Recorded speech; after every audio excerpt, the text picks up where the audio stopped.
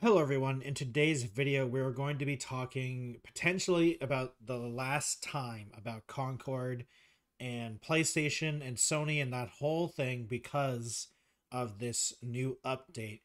We are on Sony Interactive Entertainment, their actual blog. It'll be linked down below. We're also going to be looking at a tweet as well, so that will also be linked down below, and let's get into it. So an update from PlayStation Studio. Below is an internal email from Herman Hust, CEO, Studio Business Group, Sony Interactive Entertainment, distributed today to SIE employees. Dear team, today I want to share some important updates from Sony Interactive Entertainment Studio Business Group. We consecutively evaluated our games portfolio and status of our projects to ensure we are meeting near and long-term business priorities. As part of our ongoing efforts to strengthen SIE's studio business, we have made the difficult decision relating to two of our studios, Neon Koi and Firework Studios. Neon Koi is a mobile games developer from the Google search that I did, and unfortunately they haven't done any announcements yet that I could find, at least at the time of me recording this. So unfortunately we don't know what they have to say about it, but we do have Firework Studios' response to this. This is Firework's last tweet. Firework is signing off one last time. Firework began with the idea of bringing joy of multiplayer to a large audience. Along, we assembled an incredible team who were able to navigate growing a new startup into a team during a global pandemic. Firework was founded in 2018 and was very small for its first couple years, only entering full production in 2022. Wow. So actually Concord, so this game was only had 2 years of development? What? Okay, that's very confusing. Okay, that explains a lot actually. Build a new customized next generation FPS engine in Unreal 4 and 5, delivering top tier gameplay feel. I don't know about that. Beautiful worlds and I don't know about that either. And a performant 60 FPS technical experience on a stable and scalable backend on PS5 and PC to hundreds of thousands of players in our beta. I don't know about hundreds of thousands. To be fair, the stability of Concord was one of its shining brightness. Like it was a very stable game, and I don't remember seeing people ever complain about technical problems like that. Manage an acquisition, integrate with readying technical and primarily tests. That's true. And ultimately, ship and deliver a great FPS experience to players. I'm sorry, it was not great. If it was, it would have done well, even if it landed much more narrowly than hoped against a heavily consolidated market. I don't know about it being great. I mean, it being okay is like the best. Obviously, they can't say that, but like Concord was at best an okay experience, not a great experience. But that's also kind of nitpicky of like what does great mean and what does okay mean and all that type of stuff. We took some risks along the way, marrying aspects of a card battler and fighting games with first-person shooters, and although some of these ideas and other aspects of the IP didn't land as we hoped, the idea of putting new things in the world is critical to pushing the medium forwards. I honestly don't even really know how the card battling and fighting game things really even worked, but that's also because basically no one played it, so I mean, yeah. The talented at Firework at the level of individual craft is truly world-class, and teams within Sony Interactive Entertainment and across the industry will be fortunate to work with them. Please reach out to the recruiting at PlayStation for inquiries, and thank you all very much. Thank you, and thank you to all the very many teams, partners, and fans who support along the way. See you in the Tempest Fireworks series. Well, I mean, we won't be in the Tempest because you can't. It's a very good way to send off the studio because I don't think the problem with Concord is they built a boring FPS that was 6 to 7 years too late. And the fact that they started only full production in 2022 is actually more concerning. Like in 2022, you thought Concord was going to work? I don't think anyone would have thought that. This game should have and they only found it in 2018. I mean, this is just I think this shows the worst of it. They founded them, it was founded in 2018. And if they made Concord, if they released Concord in 2018, I think it would have done better. But in 2024, Concord was not going to succeed. In 2018, maybe.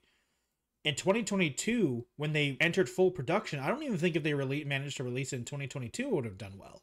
Like this development timeline doesn't make sense to me. I feel like they are so behind on what was actually trending.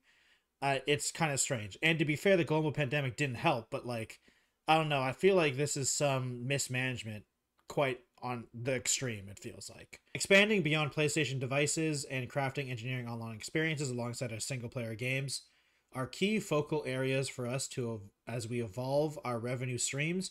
We need to be strategic through in bringing our games to new platforms and recognize our games fall short of meeting players' expectations.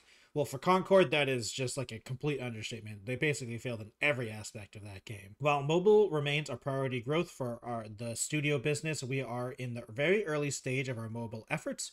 To achieve success in this area, we need to concentrate on titles that are in line with PlayStation Studios' pedigree and have the potential to reach more players globally.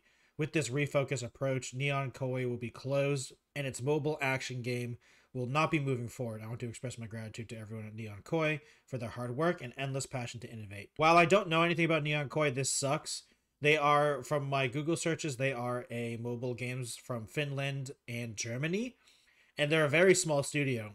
So it looks like they're just kind of, unfortunately, in Sony's mind, excess companies that they didn't need anymore, which they also, I'm pretty sure, bought in 2023. So they shut them down a year later after they bought them. So I don't know who these people are. So whoever's making these decisions at Sony needs a talking to, because like they're buying companies and then shutting them down immediately. Like, what's the point of buying them if they're never going to produce one game for you? Like, it's literally just losses. And I don't understand this business strategy. Regarding Firewalk, as early announced in early September, certain aspects of Concord were exceptional, but others did not land with enough players. No parts of Concord were exceptional, I'm sorry to say. As a result, we took the game offline. We spent considerable time these past few months exploring all our options. After much thought, we determined the best path forward is to permanently sunset the game and close the studio. I want to thank all Firewalk for their craftsmanship, creative spirit, and dedication. This is a sad end, I think, to Concord, simply because Concord, I think it could have existed. It could have existed. The problem is that it just wasn't as big as they thought it was going to be, and so much money was put into it that I don't think it would have ever made back, unfortunately. And it's just one of the big problems of they put this game would have been amazing if it came out in like 2018, 2017, 2018, it would have been really good. But it was like 6 years too late. And it's the problem of having such a long development timelines of when you're trying to chase a trend immediately. And the hero shooters are not just expanded, but very overcrowded nowadays, because a hero shooter isn't just a TF2-like game anymore, like Overwatch was. There's so many games that can qualify as hero shooters nowadays, and the shooter genre in general is very crowded. So it's just too late, unfortunately, and it took too long for this game to come out. And even when it did come out, it was not only dead on arrival, it was never going to succeed, because no one is playing an FPS game as a buy box, like as a upfront price anymore. Unless you're Call of Duty, Battlefield, or a indie game, no one is playing your game if you have a price on the immediately, because you have to be free to play, basically. And if you're not free to play, most people won't even try it.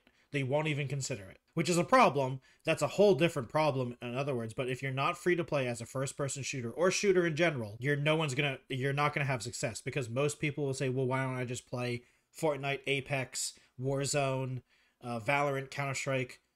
Like, there's so many, fortunately for players, there's so many good games that are free to play in the shooter genre that it's really hard to justify a box price unless you are an indie game. Because if you're an indie game, it's a different crowd. But if you are a PvP multiplayer focused shooter, it's almost impossible to even consider existing while being a box price game. The PvP first-person shooter genre is a competitive space that continuously is evolving. Yep, it is. And unfortunately, we did not hit our targets with this title. That is an understatement. I feel like they didn't just they didn't even hit the concepts of their targets. We will take this lessons learned from Concord and continue to advance our live service capabilities to deliver future growth in this area. I hope their lessons is don't make a live service game, because live service is too crowded and you're not going to make a successful game. That's been proven multiple times that if you You have to be willing to take massive losses in the upfront in order to make a successful live service game, because you're competing with games that have already established communities for the most part, and players that aren't that willing to move on, because they've not only have they established time commitments to this, but they've also probably spent a lot of money on these games. And time and money, you're not going to move on very often. So that is a big deal, and I hope Sony has learned this, and it's like, okay, don't make a live service game. Like, just don't. Just make other video games. You can have microtransactions and like DLC or all that other stuff without the live service part, and you can still make tons of money that way. Executives, I'm just letting all executives know you can in fact make tons of money without live service, because when you put live service on a game, it just immediately makes it that most people won't play it because it's too much of a time commitment or money commitment or both. I know none of this is easy news to hear, particularly with colleagues and friends departing SIE. Both decisions were giving serious thought, and ultimately we feel these are the right ones to strengthen the organization. Neon Koi and Firework were home to many talented individuals, and we will work to find placement for some of these impacted in our global community of studios where possible. I am a big believer in benefits of embracing creative experimentation and developing new IP. However, growing through sustainable financials, especially in a challenging economic environment, is critical. That's just a lie. That's just a straight up lie. Because first of all, Concord wasn't a creative experimentation. There's nothing new in Concord.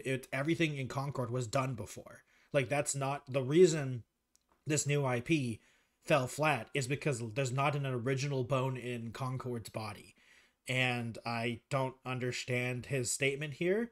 And first of all, Neon Koi, they're shutting down Neon Koi. Neon Koi hasn't even made a game yet. Like, what creative experimentation are you talking about with these two studios?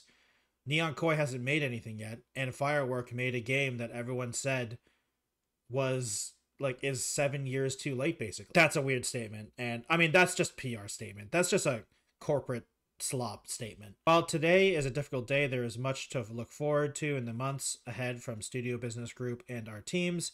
I remain confident that we are building a resilient and capable organization driven by creating unforgettable entertainment experiences for our players. Thank you for continued support.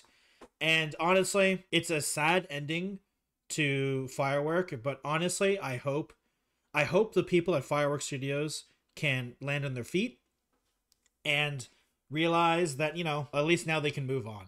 I hope everyone at Firework can just move on now and just work on something else, whether obviously they're going to be going their separate ways most likely, but I hope they can just move on, because this is, unfortunately, for a lot of them, for Sony and for a lot of them, an expensive waste of time on Concord. And hopefully they can learn lessons, and some of the people in Firework can learn lessons about how to properly do work culture, because I think one of the biggest problems was that Concord was a game with the toxic positivity culture, and if they were able to do criticize the game and change the game as they were making it, I think it might have been better.